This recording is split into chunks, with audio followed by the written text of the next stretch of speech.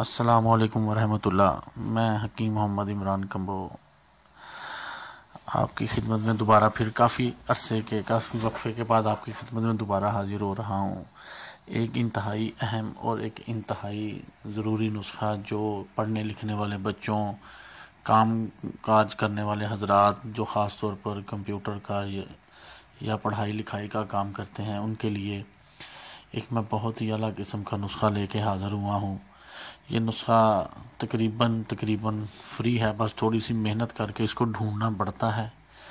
आप लोग इससे किसी भी गांव या किसी ऐसी जगह जहां दरख्त पौधे वगैरह ज़्यादा लगे हों, नर्सरियों में या आम घरों में जिन्हें बागबानी का शौक़ है, ये पौधा अमूमन अपने घरों में लगा कर रखते हैं। जी, सबसे ज़रूरी जो बात मैं आपको बताने जा रहा हूँ कि इस पौधे के एक जुज़ के इस्तेमाल से 5 नंबर तक भी जो ऐनक लग जाए वो ऐनक उतर जाती है और दिमाग तेज़ हो जाता है। और इसके अलावा इसका सबसे बड़ा फ़ायदा ये है कि चेहरे का हुस्न, चेहरे का निखार वो भी इस पौधे के जुज़ को इस्तेमाल करने से बढ़ता है। और इसके साथ साथ जिस्म के अंदर से तमाम किस्म के फासद और फाजल मादों को भी खारिज करेगा। ये इस पौधे को उर्दू में हम घीगवार कहते हैं, अंग्रेज़ी में एलोवेरा कहते हैं, पंजाबी में इसे घीगमार कहते हैं, कुआर गंदल भी कहते हैं। ये आम घरों में पाया जाता है।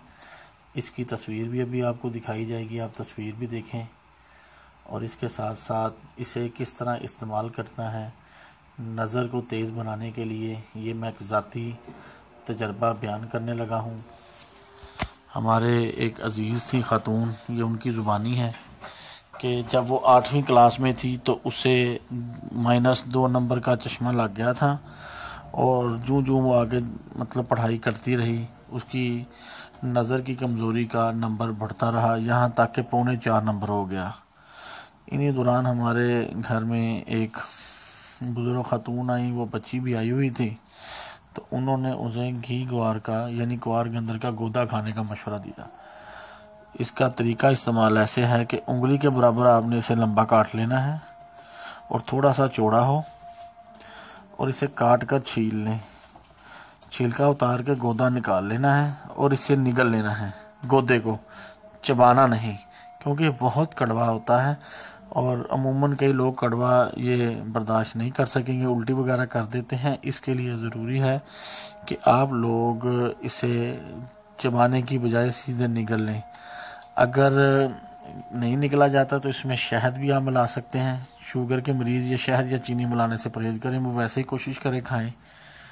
तो ये इस्तेमाल सुबह शाम आपने सुबह खाली पेट खाना है, ठीक है जी। और रात को आपने शाम समझ लें जब दिन ढलने लगता है, शाम 6-7 बजे आपने इसे जब पेट खाली हुआ हो तो फिर इस्तेमाल करें।